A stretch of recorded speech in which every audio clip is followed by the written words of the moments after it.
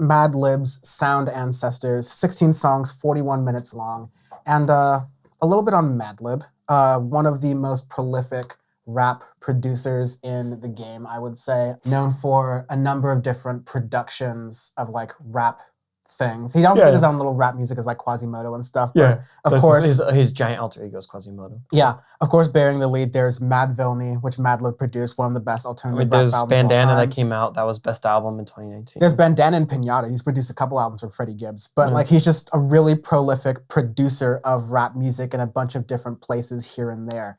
And this, in a typical Madlib collaborators fashion, is actually like a Madlib produced and done kind of project, with the mixing and the last sort of like editing being done by Fortet.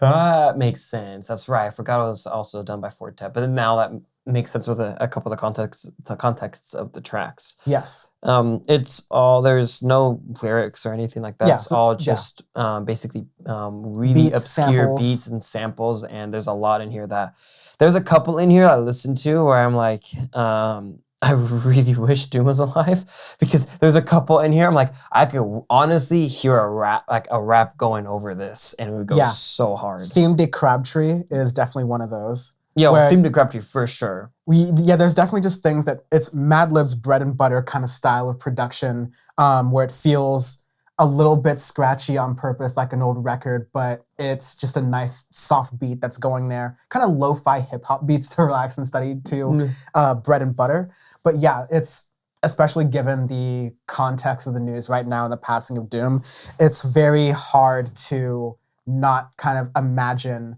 this being, or aspects of these, even the mind space coming from whatever Mad Villainy 3 is, and whatever Doom might be rapping on. You just kind of want something there. You want kind of some rap there. At the same time, I can see some of these things with Freddie Gibbs or Danny Brown or a number of other rappers for sure. But like, I kind of think one of the best things of Madlib as like a beat conductor, as it were, is someone who can make these really insatiable things that rappers just want to jump in on and listeners just want to really hear rappers be on. And another, like right after that, you have Road of the Lonely Ones. It's another one where it's just, such a cool beat and a cool sample and stuff that just loops over and over again. And the drums, everything is so simple, but everything is gorgeous and tight-knit, and everything has a purpose into the sound of it as well. Yeah, I can now hear the Fortet inspired stuff in there. Like, because you got Loose Goose right after that, which is more like into electronic stuff, which everything Madlib stuff a little bit into, but he hasn't done too much of it. So now you can see like Fortet going into the inspirations of it, and it's such a cool little thing too, of now trying to get into like more glitchiness, more different samples, really chopping up, using electronics for the samples and stuff, and it's cool. Yeah, and there's, again, it's weird because it's instrumental and a lot of it is very varied because Madlib's talented. Let's just trust us when we say there's not a ton to say about this album, but it's good, it's soothing to listen to, it's good to have on in the background, especially because there's no lyrics. And if you're like one of those aspiring musicians out there who's like a rapper or something, this is a thing that I would say, well, this is a thing that I actually want to inspire a younger generation to actually rap on top of. There's a couple things, or to use and sample yourself even. There's a lot in this album that you can do. You can chop up, you can sample, you can do whatever it is, that then you can make your own music with it as well. I think this is a great tool for people because these beats, these samples are amazing, and then you can dive into the sample itself and then pick out something from that sample, or pick out something from the track itself and then sample that. There's a lot of things you can do. Clip it, reverb it, remix it. There's so much you can do. And like, it's something that I was thinking about, that this goes to... that gets a good one.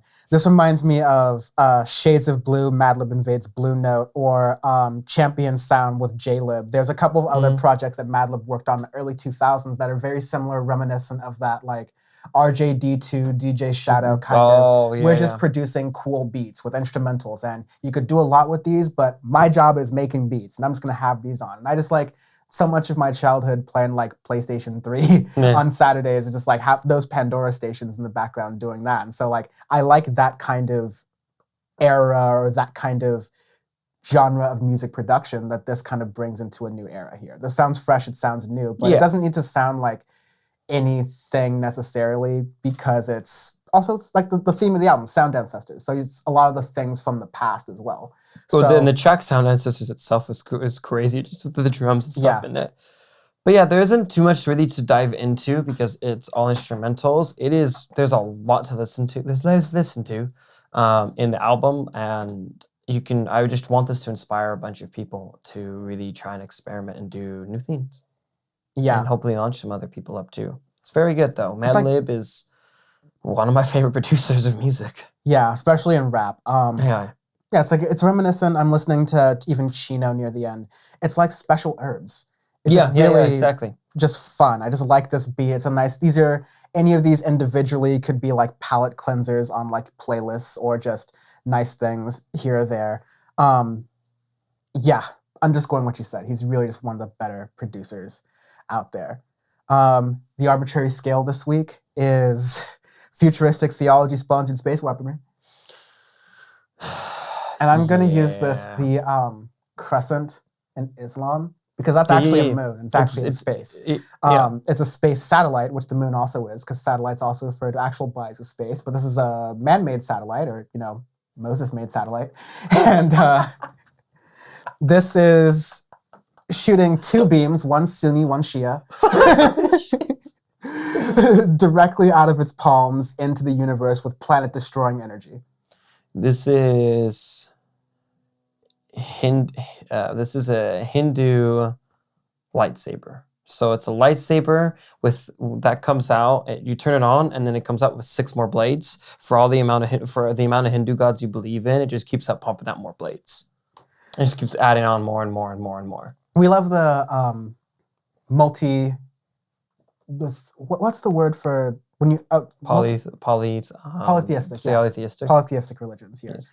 I can't believe. Wow, I actually outworded Dan for once in my life. Thank you. Fucking never love happened. that. That's why we have co-hosts. We love to here. see that.